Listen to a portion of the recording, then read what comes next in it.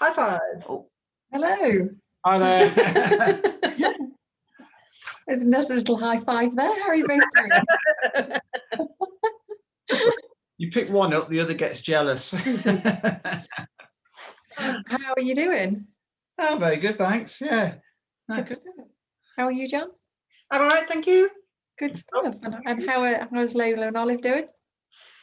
Love the snow. Oh, brilliant. That's a good thing. No. Yeah, they went out in it a little bit yesterday. Got very muddy and wet, and again today, so they loved it. The only bit they don't like, obviously, is walking on the pavement when it's a bit icy.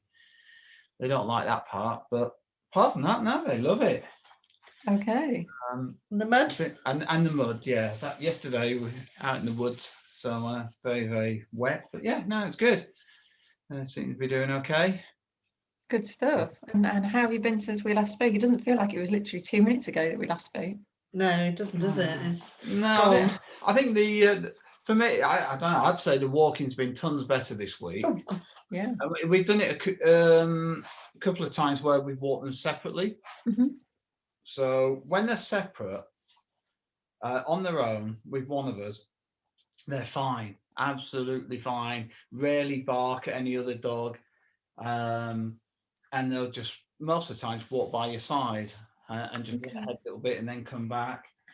No problems at all. They're through town and whatever. It's when they're together. Okay. In their little hunting pack, they'll bark a lot. So, but in general, even when they're walking together, I'd say that they're a lot better. They stay closer together most of the time, don't they? Last Wednesday, I took her Olive out on her own with a friend's dog, who is a 14-week-old collie puppy, absolutely gorgeous, and they were absolutely fine, brilliant together. You could even let Olive off the lead, and she'd go off, play, come back, no trouble whatsoever. I don't know if I'd try that with both the dogs together. No. But yeah. on their own, they're absolutely fine. Okay. And some of that will be building them up because they've got their own person, their own personalities. So some of that's going to be about building them up individually, and it's always better to, because they are the same age, because they are in the same household. What we don't want to do is end up with one that's like super smart and the other one that's just taking a back seat because they're just kind of following what the other one's doing. So actually working with them independently is always a great idea to do anyway. And then build them up really nice and slowly. So the videos that I got that you sent over, they look really, really good compared to the initial ones that you'd sent over, and compared to the initial conversations that we'd had as well. They seemed much calmer. And I think there was only one that there was a little bit of barking, but not anything too extreme. And it was almost very controlled by you as well. It's almost like, that's enough now. Come on. I mean, sometimes they're okay. They'll just have a woof and that's it. I mean, like today when I took them out, went through town. I had the two of them together, and they barked at every single dog that walked past. No idea why, big, little. And yet other days they might bark at one or two or on whatnot. So it's very unpredictable. I don't know if it's just because it was cold today and it's just something different or what. But and then like today, I think the bits, obviously when they're together they sort of go ahead and they're trying to see who can stay in front the most. I think one of the ones I sent you the other day, did I send it where I think Olive, or was it Lola, was trying to nip at Olive? I think there's a bit of like playing going on because they're obviously getting a bit excited. You can see, like, I call them the hedgehog legs. It's not a professional term in the slightest, but the legs go that fast that they look like hedgehogs. Yeah. And it looks like they're doing that, and then one goes to the other one, and then they kind of like playing as they're walking. Yeah. What are you doing? What is that? I just picked that out of the fluff there. I don't know. I thought you were trying to thread a needle. I thought you had a needle in your hand trying to. I was trying to decide whether it was an insect or a piece of grass I seed. think it's grass, probably. It's grass So your walking does look a lot better. It looks a lot calmer. When you're talking about that they barked at everything on your walk, how calm were they before they left the house? They were calm for once. I mean, Olive, we never have any problems getting her walking from the house. Lola is very hit and miss. Quite often you just have to carry her a little bit and then she's okay. Yeah. Whereas today she went straight outside. Now, when we got outside, two of our neighbours were at the front. So they started, and they know them, but they started barking at them. So they were calm as they walked through the door until they saw them, and then they were getting excited. But they're barking and their tails are wagging. And next door, they just sort of stroke them. And so, but walking around town, they seem calm. They're fine. They're just walking ahead, and then they'll just see a dog. Sometimes a woof woof, and then a couple of times it would just be quite. Yeah, just quite a lot all the time, really, which is just bizarre. I couldn't work out what the pattern was. The only difference today was the weather, really. Okay, so and was it today that they've seen your neighbours across the road as well? Yeah, they're literally Yeah. outside today. I mean, usually we walk out and there's nobody there. But yeah, but they know the neighbours, so it's not as if they're strangers or anything like that, are they? Hey? No, Okay. But yeah, yes, Peter Okay. looked after them. So there's a few reasons that things like that could be happening, and when we look at dogs and stress levels, so it may just be excitement. So even if they know the person, it could be excitement. And I think excuse me, sorry, I think we've briefly touched on this before. Have we? Can you see this triangle here? Yes, very faint today, but like It's last going that week. way. Yeah, very faint. Yeah, we went through that last week, didn't we? Yeah. Yeah. So when our dogs get to the point that they can't control themselves, that's when you're going to see a lot of barking. So for both Lola and Olive, if they're just walking out of the house, and even if they're calm when they leave the house, that's what we're looking for, calmness. So they're pretty much being able to listen to what we're saying. They're able to focus on us. But then if we open the front door and the neighbour's there, and they've started barking at the neighbours, instantly that level is raised. Okay. Yeah. So then everything after that is going to be adding on to that. So that's why you're going to struggle to put a pattern to when they're barking, because actually the pattern is about them being calm. Yeah. Okay. Yeah. So what I would look to practice, and you might think, Kate, you're absolutely bonkers, we're not doing that, is just literally leaving the house and going for like a 2-minute walk. Yeah. Up the road and coming back again. Yeah. And what you will do there is you will create, it's okay, we're just looking for nice focus on you. So walking forwards and backwards with them, using your legs to block people, to block dogs, to block anything else, so that you're in control of the situation and you're able to look ahead and say, right, there's a person there, we're not going to interact with that person, we're going to cross the road, so we don't need to interact with that person. And slowly but surely, what will happen is if every time you come towards a person, you ask them to stop, or you cross the road, or you ask them to look at you when they're far enough away. So if we're far enough away, they will be able to listen to you, okay? Because they're not feeling stressed and they're not up at that level. And if we bring them down a little bit, then they'll be able to focus on us. Yeah. So that's going to happen by increasing that distance in between you and whatever else it is.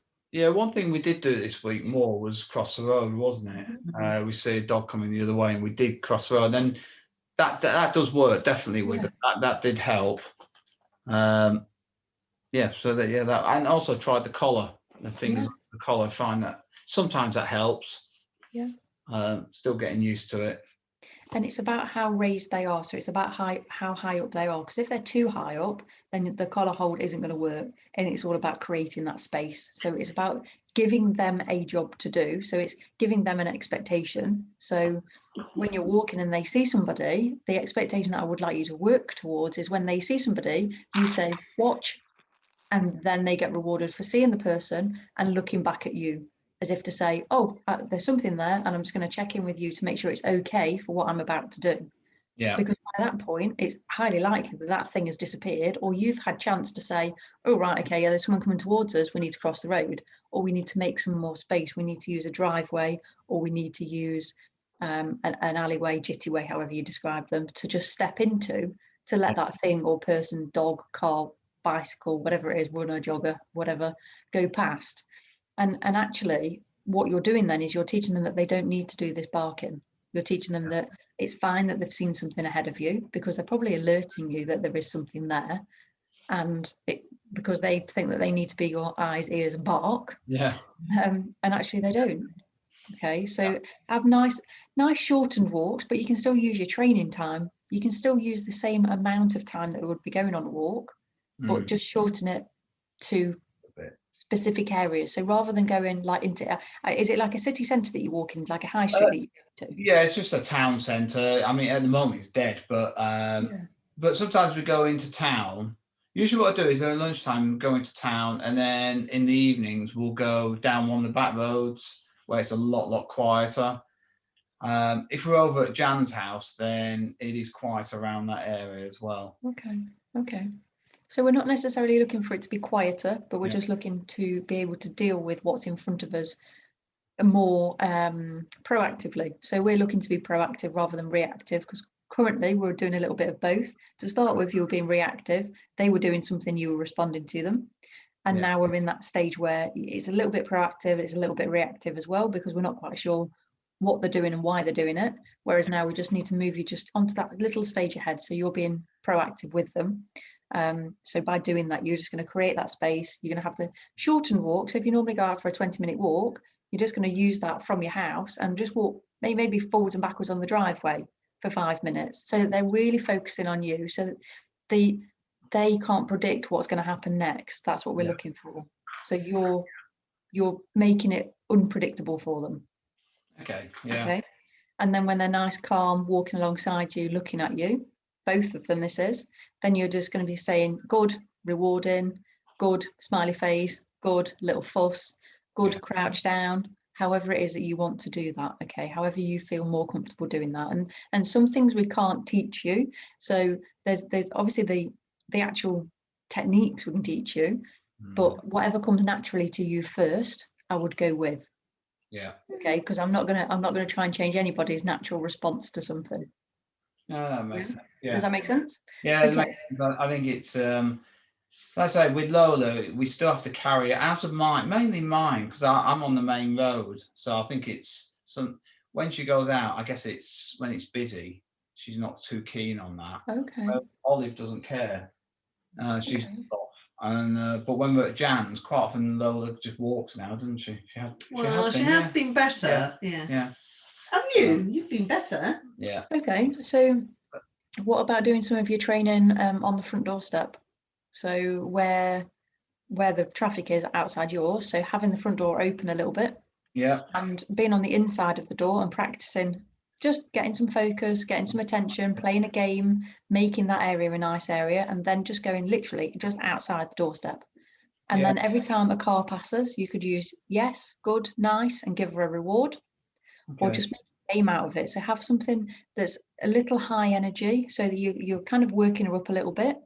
So it might be a toy that she's chasing, it might be a squeaky ball, it might be so just something that she really enjoys doing, or it may just be that you drop a few treats on the floor. So every time you hear a car go past, drop a few treats on the floor until you start to see that she's actually reducing back down. So what we're not looking for is that she gets that high up that she's barking. But we want her to be able to pair the sound of traffic equals something good. And by making and just really slowing down what you're doing, because there's a bit of space at the front as well, because there's not much of a garden, it's just a little garden, so at least you can get her into there, give that a try. And it may just be that you like, even if you've just got like a square that you can just walk around, they don't need massive amounts. What we're looking for is that they're calm, consistent, and focused on you. Okay, we're not looking for them to be like up with the neck up all the time, but we're just looking for those occasional glances to check in with you. Okay. Happy with that? No, that's today was a good one, because Lola seems to like the snow more than Olive, definitely. So when we opened the door, she was ready to go. So that was good. It's really odd. It's good though, because it's it also shows you their personalities. I mean, with snow, it's a bit of an awkward one, because obviously it's freezing, as you know. I mean, if you take your shoes and socks off and go and stand outside in the snow, you wouldn't last too long, I don't imagine. No. So obviously they don't have shoes and socks on, so it's exactly the same in terms of temperature on their feet, and obviously they're so low to the ground as well, so it'll be touching the tummies, and sometimes just don't like it, and others are kind of like, what is this? I don't know what this is. I had one of my clients today said that they were barking at the snow, and I was like, oh right, interesting. Okay. But it happens. Okay, so in Yeah. terms of today, so I know we've looked at a few things in terms of training. Is there anything like burning questions that you've got that you want to ask, or is there any particular training that we haven't yet covered that you're expecting to cover? No, I think that, like I say, I tried using the collar one a few times.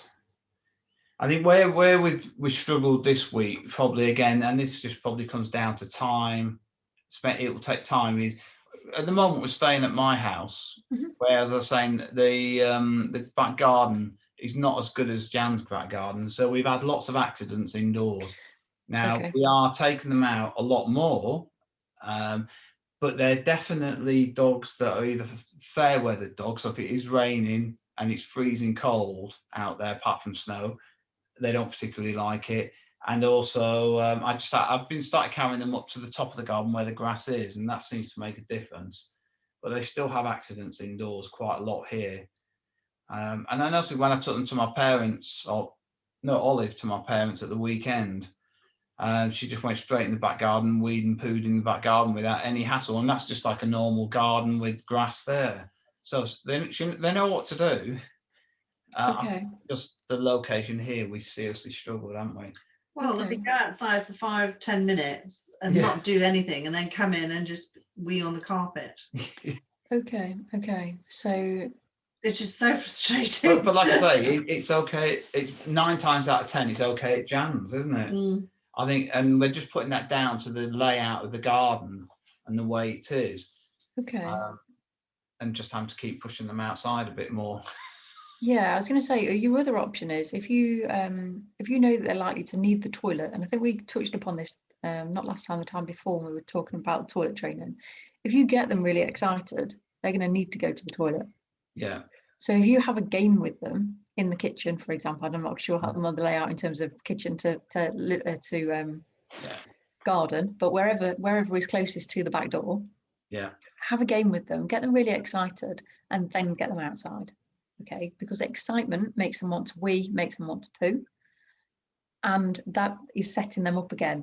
Okay, if you know that they've been outside and they haven't done anything, and then they're going to come inside and they're likely to do something, then hooch them out. Literally, after they've been in for a couple of minutes, take them back out again. So it is going to be a bit of a bit laborious to start with, but once they start getting the idea that, oh, this is what we need to do to get outside, are they indicating at all that they want to go outside, or are they just literally just wandering in and going for a wee? Well, sometimes they indicate, but then a lot of the time here, I mean, like this morning I was on a call and they barked and they were stood at the back door. Both of them wanted to go out. Whereas first thing this morning, they were out there for a bit, came in, and Olive just weed.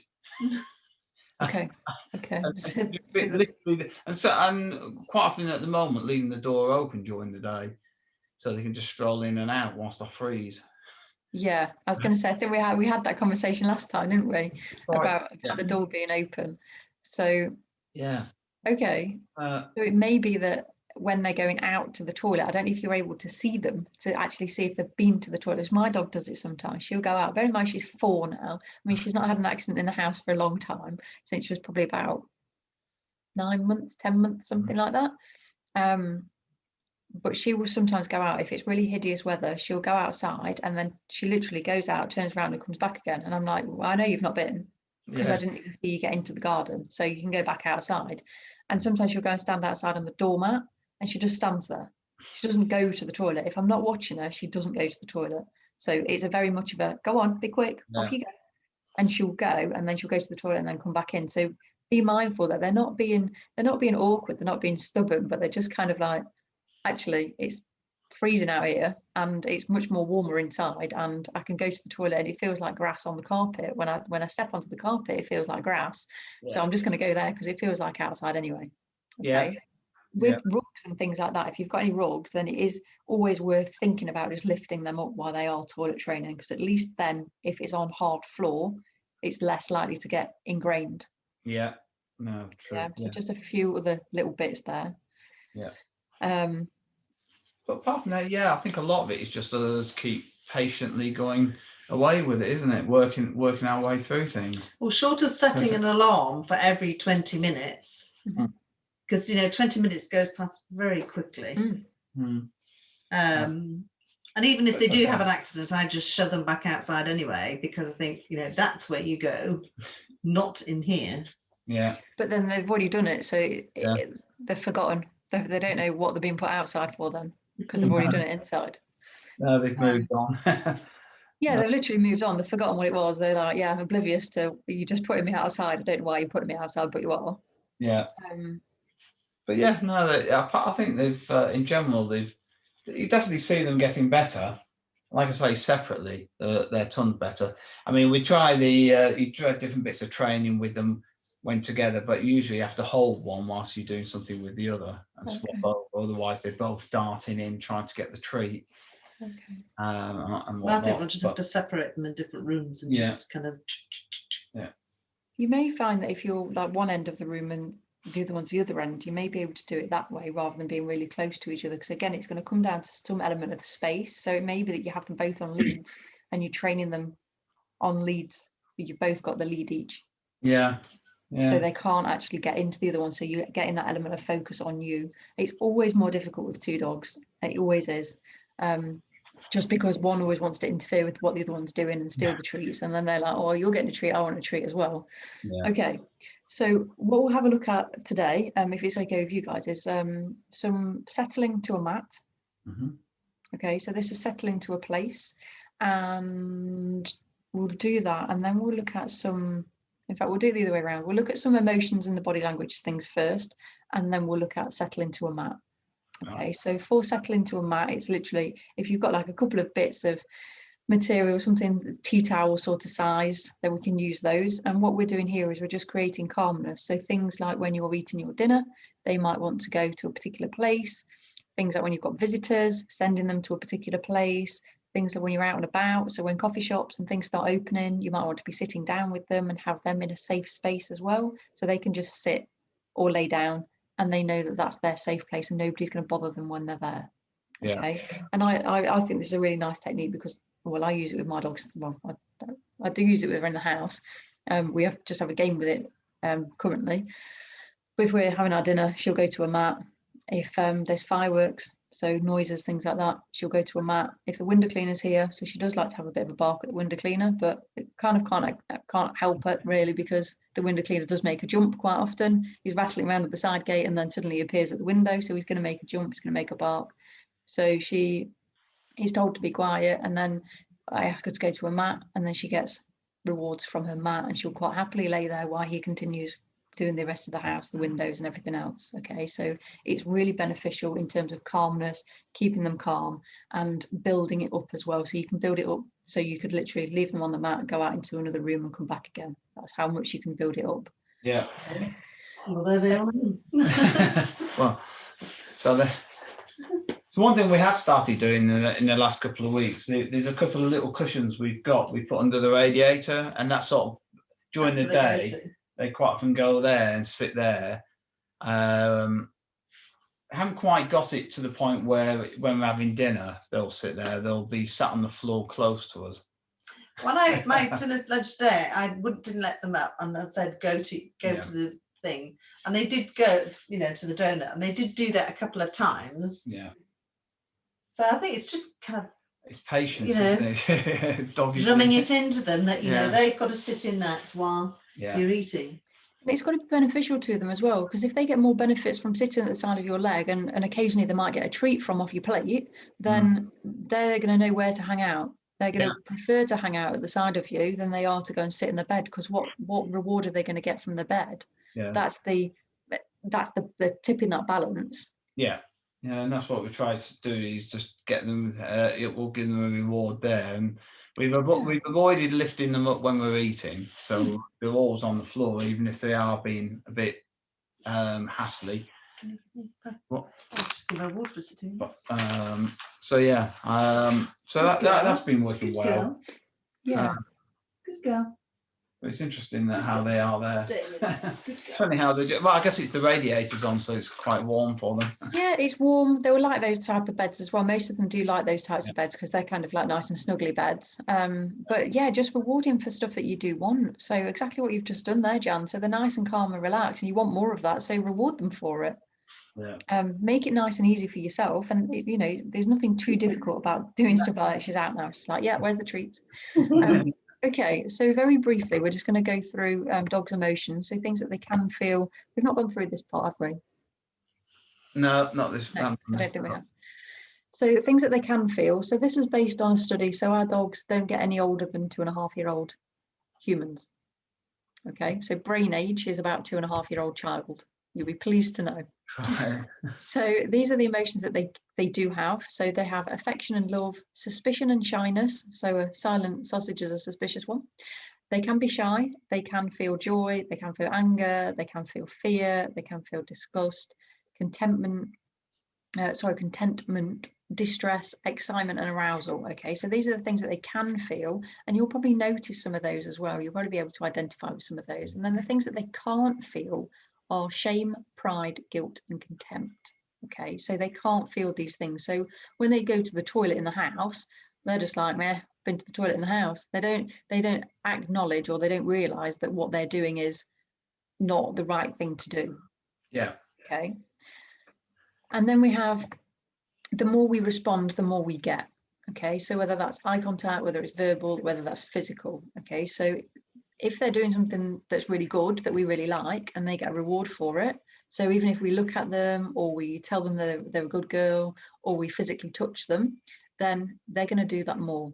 Okay, so if they're doing something we don't like, so for example, sitting at the side of you or trying to jump up on you when you're eating your dinner, then if we give them eye contact, if we give them verbal, or if we give them physical, then they're more likely to do that because they've had a response from us.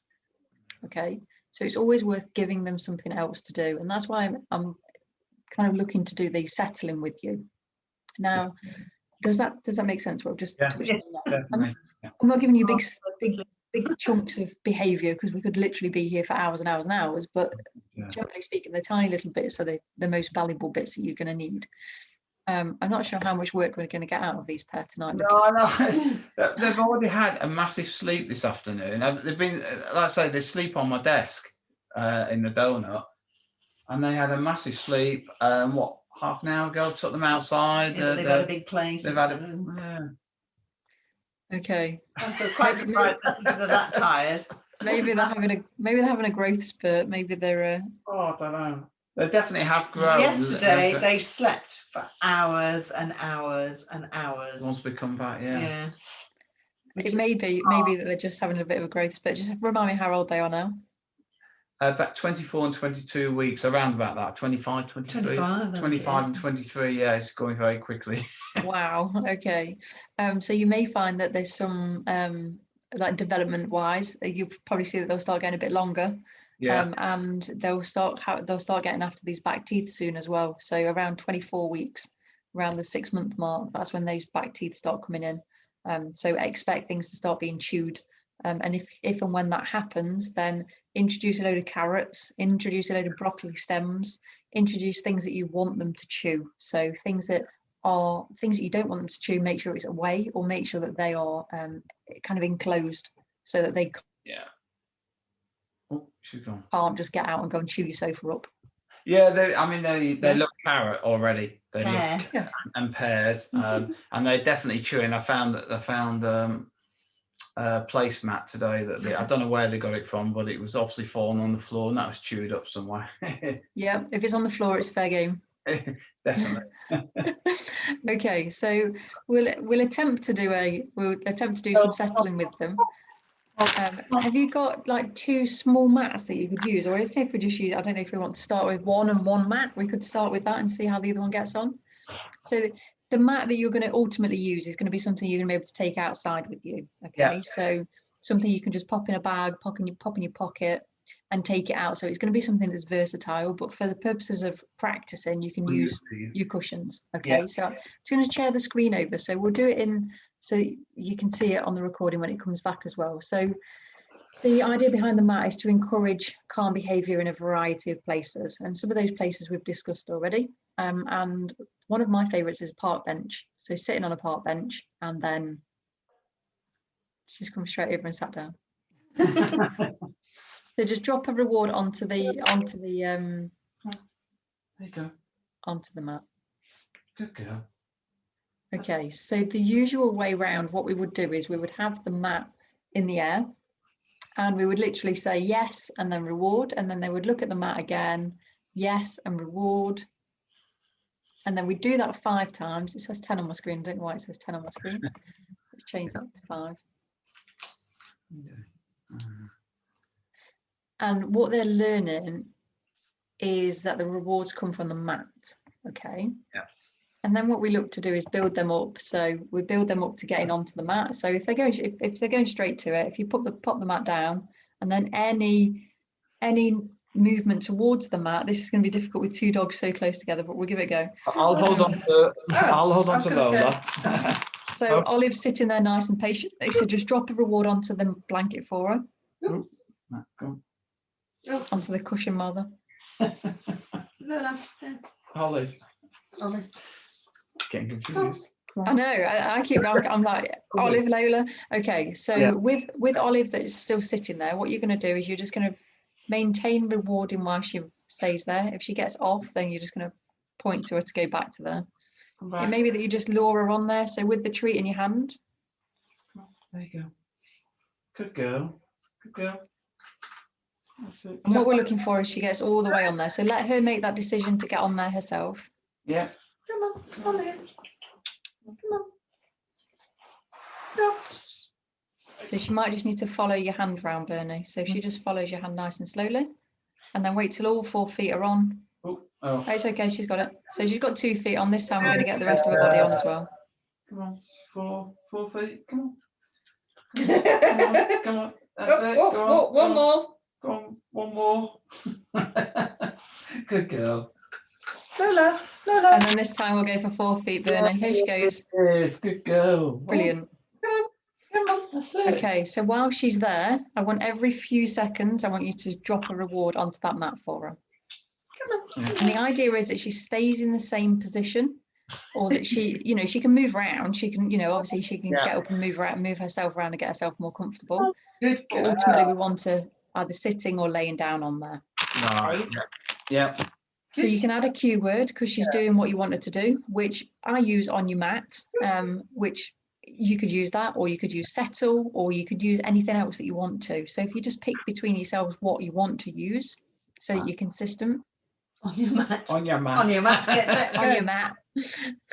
Yeah. And then you can just keep dropping the treats there. So once you've got to about 5, so I think Bernie, you're probably about at 5 now, aren't you? If not, 10. so nice and slowly. We're looking at building this up slowly. So she's interested in the mat now, look. Mm-hmm. So when she's too cute. So when she sniffs the mat, I want you to just say yes and then drop a treat on the mat without her seeing your hand dropping that treat. Okay. So it may be that you just literally throw the treat. Yes. Oh. She's off. Let her just go back to it. Anything else on there? Ah, good girl. That's it. Mm. So then I would lure her this time. So I would have your treat in your hand, Bernie, and then slowly get her to just follow you onto the mat. Keep the treat in your hand until she's up and in a sit. So lift your hand up slightly. Olive. Olive. Olive. I usually go. Come on. Olive. Come on. Come on. Sit. Come on, sit. Oh, you're doing well, Lola. You're sat there. So Lola thinking, sat on her one just to the side. Perfect. thinking, what's going on? Come on. Come on. It's always a bit more tricky with sausages because they've got the long bodies. Come on. This way. Well Come on. done. You're a good That's it. girl. Yes, you're Come a on. good girl. Lift your feet up. Come on. Where is it? There you go. That's it. Go on. That's it. So if you move your hand slightly towards yourself, Bernie, then it'll give her, she's actually sat, but she's not sat on the mat. Girl. Yeah. Come on. Do you want to come and sit over here? Look, No. can you see? Olive. Come on. Do you want to come and sit? And now what you may find is that Lola is too close now to Olive. You might find that. You might not as well, but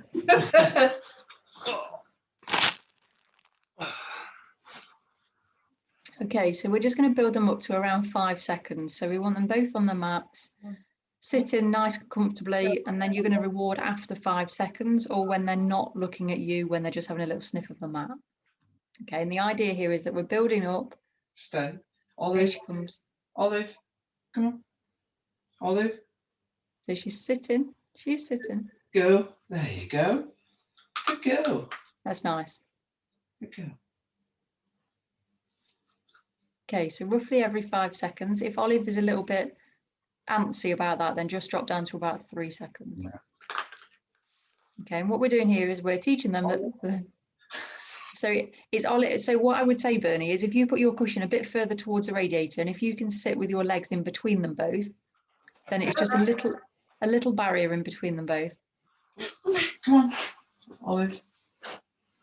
Come on. That's it. Good girl. Come on. Good girl. Just so it gives them opportunity to be able to concentrate as well. Good girl. Come on. Olive. And it's a nice low energy. Good girl. Where's it gone? Settle. Come on. On your mat. There you go. On your mat. Yes. Come on.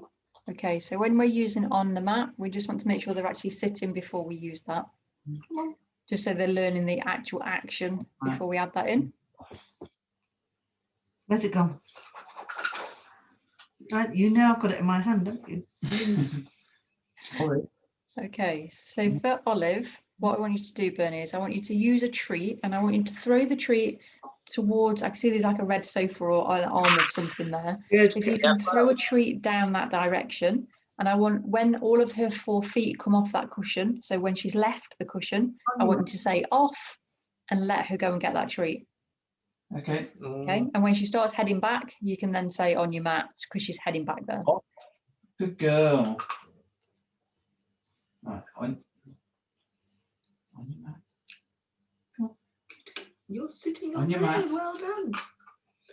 Good girl. Well done. Oh, Well done.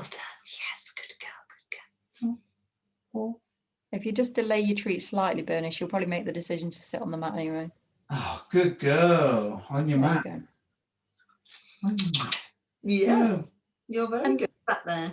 And what we're doing here is we're teaching boundaries. We're teaching, you can sit here and you'll get loads of rewards here, but if you move, you're not going to get anything. Okay. And with you teaching the off, what you're saying is you can come off there, but when I ask you to. Here's Lola. Lola's like, oh, something's going off over there. So if you just give Olive another treat because she's sitting there so well behaved, Oh, well done. and then we'll do another off with her. Off. Good girl. Nice. And then this time as she's heading back, on your mat, On your mat. On your and mat. then just delay your treat. On your mat. On your mat. Come on. On your mat. Here she comes. There you go. Sit on there. Sit on there. Just delay your treat there, Bernie. Just hold 5 of your treats a sec and let her just decide what she's going to do. Oh, good girl. Good girl. There we go. Well done, On your Lola. mat. Good girl. And that's about that slowing the process down so she can figure out what it is that you want her to do, Yeah. rather than us telling her exactly what we want her to do every second. So rather than micromanaging, we're letting them actually figure out what it is we want them to do. Yeah. Yeah. Makes sense. Good. Okay, so do one more off with Olive, and then we'll get Lola in the hot seat. Off. And then if you just want to pick Olive's cushion up, Pick it up. Hang on. pick the cushion up. Oh, Oh, sorry. she's got a treat on it already. Oh, okay. No, I haven't yet. No. Okay, that's fine. So Olive's going to wait it out for a couple of minutes while Lola has her little turn on hers. Oh, are you going to do it? Oh, Or if you want to swap dogs and just Oh. practice a little bit the other side with the dogs. come on. Off you Come get. on then. No, she said I'm quite happy sitting on here. Especially if it's near the radiator.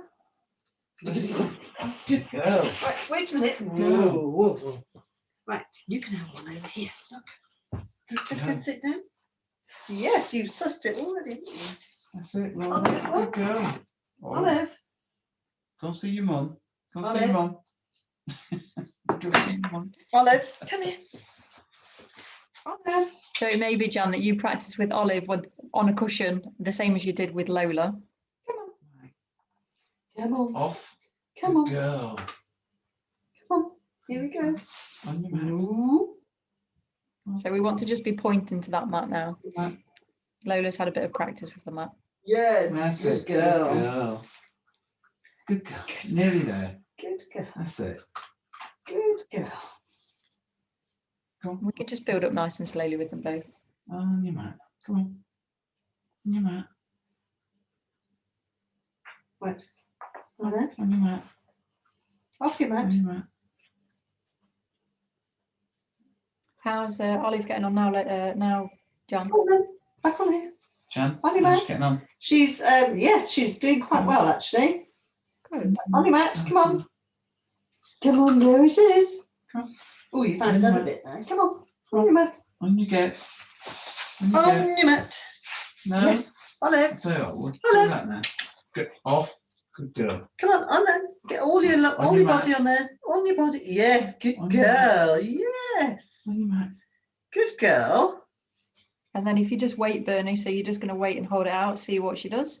Here she Oh, comes. good girl. Well done. On your Yes. mat. Good girl. Good girl. It was almost like I predicted that. Yeah. Okay. And then we'll do one more off with Olive. Lola, even with Lola. Olive's off. Yeah. Off.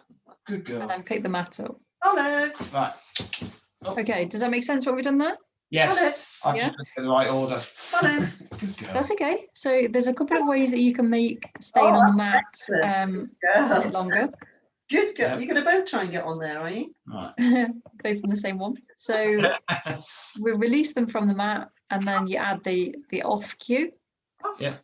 And then to keep them on there a little bit longer, we can either give them something longer lasting or we can delay the time in between rewards. Okay. So what we need to be mindful of is if we're changing the difficulty, so if we're changing how long they're staying there, just make sure that they're not becoming hesitant actually staying on the mat. Because if they're starting to fidget around, then we need to be rewarding them before they get to that point. So we need to make it a little bit easier for them.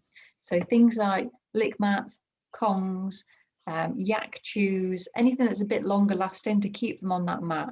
If they get off with if they take the reward away from the mat, so if they carry it away from the mat, they just keep replacing them to the mat.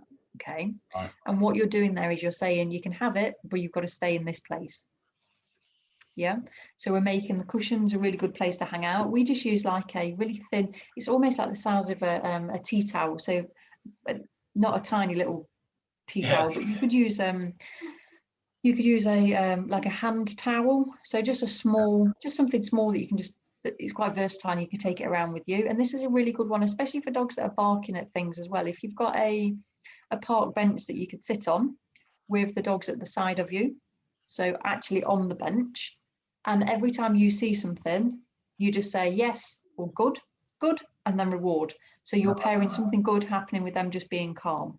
Oh, yeah. Oh, well Yeah. done, Olive. Got both of them on there So now. Great. now they're both trying to share the mat that's over That's there. okay, as long as they're both listening, as long as they're both doing what you're asking. Yeah. Yes. Just means there'll be 2 treats to get off the mat and 2 treats to get back on. Yeah. Okay, does that make sense? Yeah, that does. Yeah.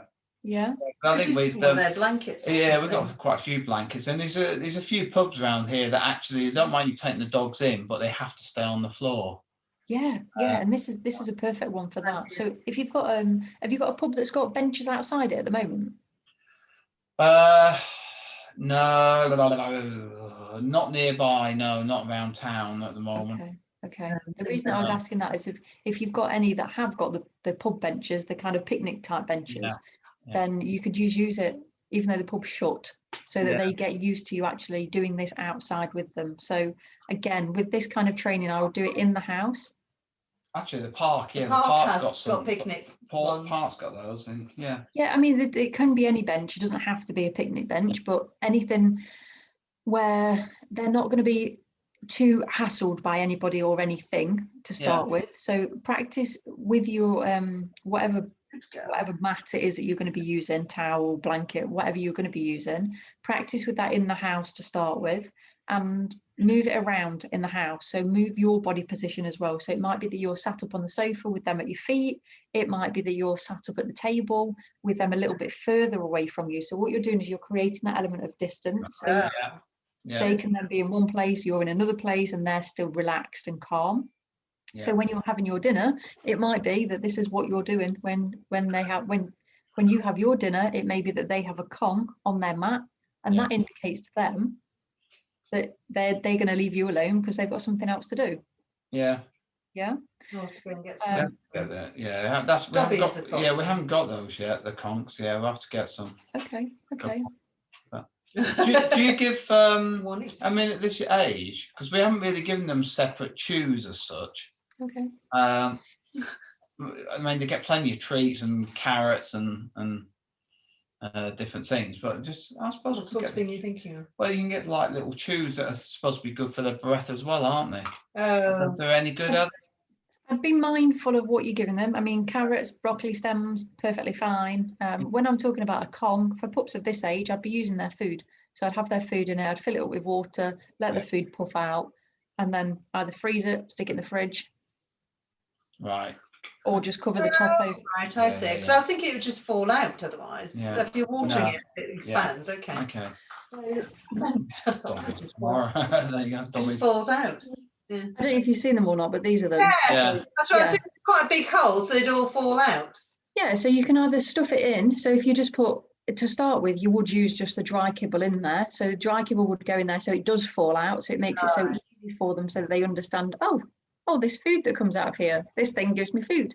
And then you can start covering that top bit over there. So that big hole at the bottom, you can cover that over with you can either use dog friendly peanut butter, or you can use peanut butter as long as it's not got xylitol in it. And just stuff it over, so they have to lick that first to actually get into it. You don't have to put loads in. It literally can just be a tiny little plug over the top. Cream cheese over the top, Primula squeezy cheese over the top. Okay. All right. Okay. Okay. Pate. It can pretty much be anything that's just going to act as just a little barrier, just to keep the food in there so it doesn't fall out straight away. Obviously, I understand. I thought it's just going to come straight out. Yeah. Quite careful what we feed them at the moment, and then that put it this way, they don't like ham. Well, they like ham, but the ham doesn't like them. Yeah, and it's heavily processed. That's why. Well, I tried to buy. It was really expensive ham because it was Okay. kind of what I call proper ham, not the plastic stuff.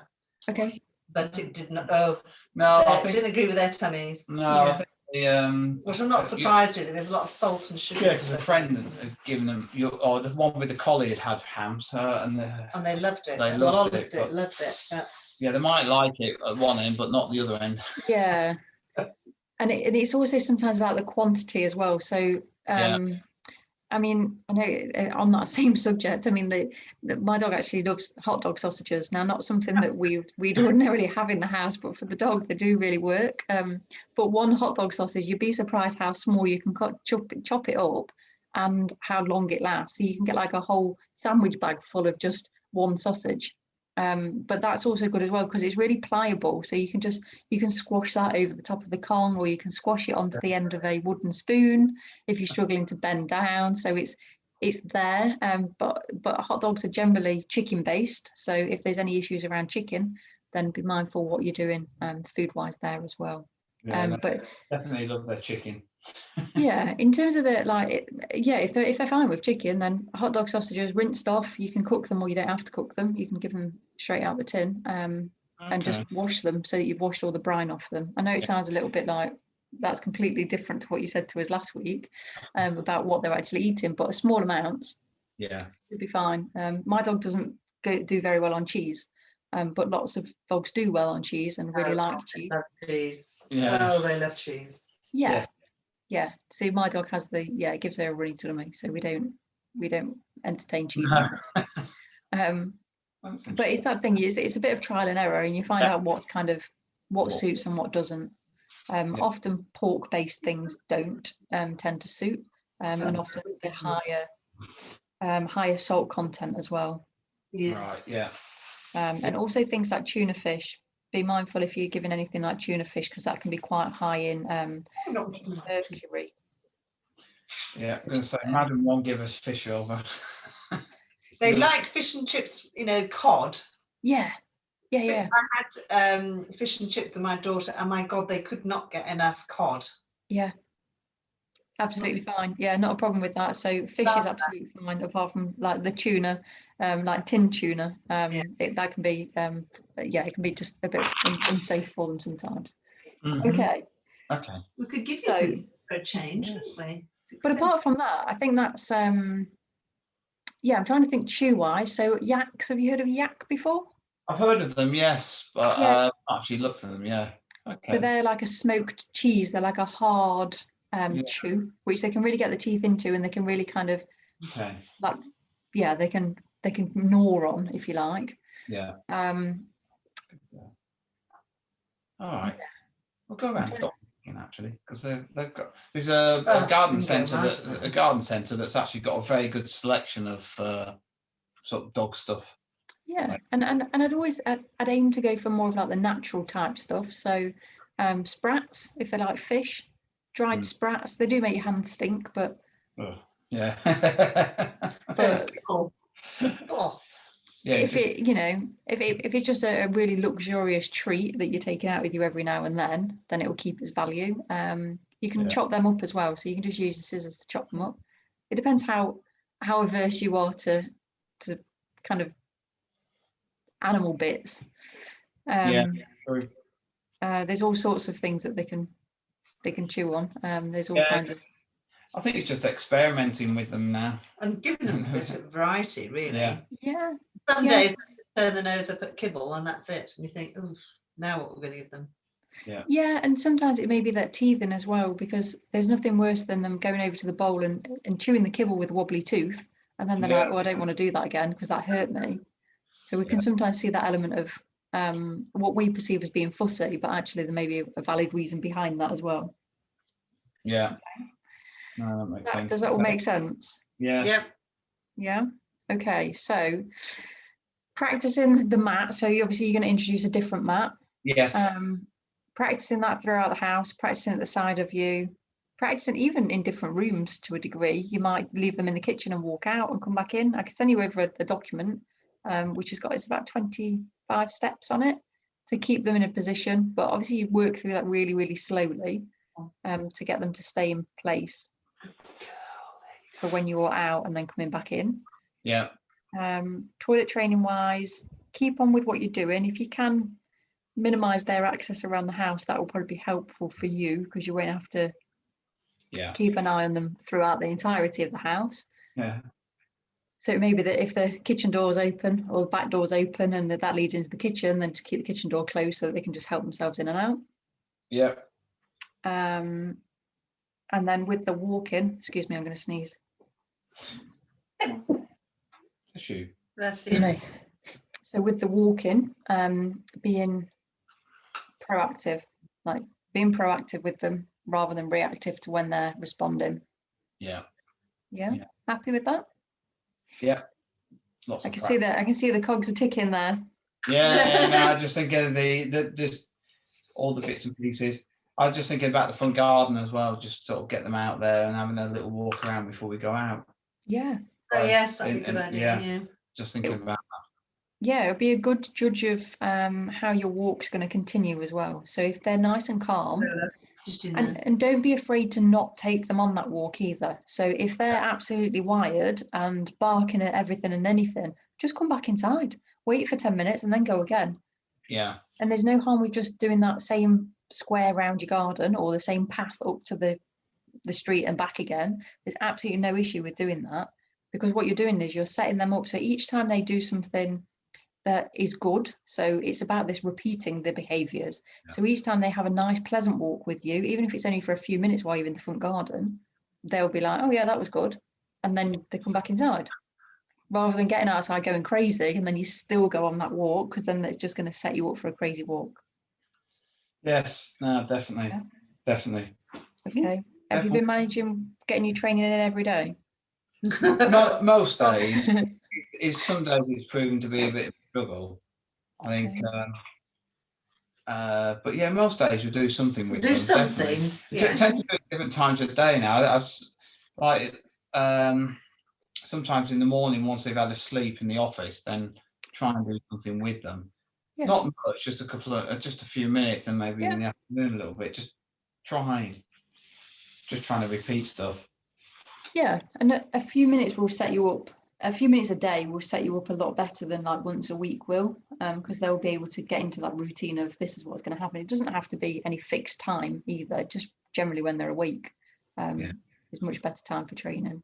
Yeah, they're trying to recall quite a bit this week, and that's worked quite well, hasn't it? So when they're in the back garden, where I am, it's just a terrace, so there's 5 gardens, and they can walk along.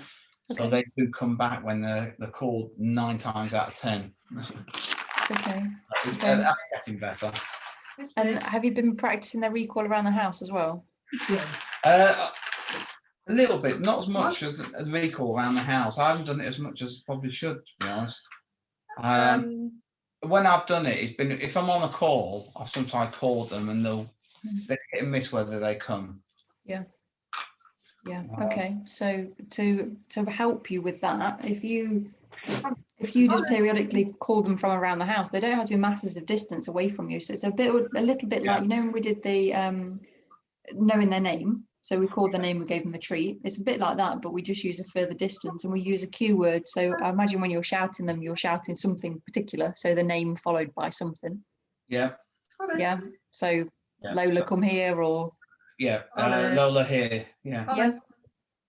And come on. you can just practice that around the house. So you could practice it from the distance that you're currently at, or you could practice it from one room to the other. You could practice it from inside to outside, or outside to inside as well. So if you're outside and they're inside, you could call them out to you, just so that it gives them that generalization. So remembering that they don't generalize how we do. Right. Yeah. Actually, Happy with that? Lola's got the hang of this. Good girl. Yeah, absolutely. She's quite happy. Yeah, no, that's good. Thanks. Good girl. Anything else you got that jumps out? No, it's just persevering and just doing it, isn't it? Keep repetitive, and then they'll get the hang of it. Yeah. Oops. Yeah. So practice, patience, and consistency is what I always say. So without those 3, or a combination of any of those 3, it's going to make it more difficult for you. I don't know if, did I send you over it's the dictionary. So it's just the blank dictionary. Did I send you that over? I don't remember seeing that, no. I'll have a look, see if I sent it. If not, I'll send it you again. And that's just literally, it's a blank dictionary. So you can just write down the words or phrases that they yes, know. you did. Yes, you did. We've got that somewhere. Okay. It's an A4 sheet. Yes. Yeah, it's just an A4 sheet, and you can obviously you can print more off if there's more words that you've got. Okay, I'm with you. Yeah. And just so that, like, if you're looking after them, then you know what words they're using, or if anyone else is going to be looking after them, then at least you know what they use, what they understand, and then you can just hand the sheet over or take a photo on your phone. Actually, or whatever. We do need to do that, because I mean, at the moment, obviously, they're with one or both of us 24/7 at the moment. Yeah. And at some point, when lockdown eases, we do want to. Other people want to have them for a bit. Yeah, and also you're going to want to go out of the house. Yes. Without them, at some point. At some point, you might want to get out of your house. So with the document I'm going to send over to you tonight as well, that's it's something that I use for my clients whose dogs have got separation anxiety. Now, the reason that I'm going to send that over to you is because I think it's always important that we teach our dogs to be independent. And by independent, what I mean is that they've got something clear to do when we're not there. Okay, so it's the same principle as the mat training that we've just done, but it's a much extended version of that. And you can use it for mats, you can use it for beds, you can use it for crates, you can use it for anywhere that you want to leave them while you go and do something else. So as long as they're nice and comfy where they are, and you can then start moving slowly away from them. And it's very intricate, but once you get into the flow of it, you'll be like, oh yeah, I get this now. So it's all written on there anyway, which you can have a read of it. And if you don't understand it, then please let me know. Okay. Yeah, we'll do. Yeah, okay. Definitely. If you've got any questions in between now, and have you got your next session booked in? Yeah, next Monday, and then I think the last one I need to book up because I must do that. Yeah, okay. So we'll have a look at that. So if we cover, are you happy to cover recall next week? Yeah, next week, Monday, isn't it? Yeah, Monday next week I've got booked. Yeah. Okay. Yeah. Do you want to cover recall next Monday? Shall we? Yeah. Yes. Let's check. Yeah. Yeah. Let's check on that one. Definitely. Okay. If you've got any questions in the meantime, give me a shout. We'll do. All right. And I look forward to seeing your progress videos. Yeah, I try and get some other different ones than just walking, but sometimes it's quite difficult with the two of them trying to do other videos. Well, you'll just have Okay. to record, or I'll stand in the corner You and do- you do the Just Yeah. the easiest way to do it is just prop your phone or whatever device it is up against the skirting board or a sofa at the bottom. Yeah. So that's just literally so I can just like see your feet, but I can see what they're doing as well. Yeah. Oh, Oh, that's it. Jan's having kisses. oh, no. Yeah. Oh. Right. All right. Thanks a lot. That's okay. No worries. And I'll speak to you next Monday then. Okay, All right, then. cheers. Toodaloo, Okay, bye-bye. no worries. Take Bye. care. Bye.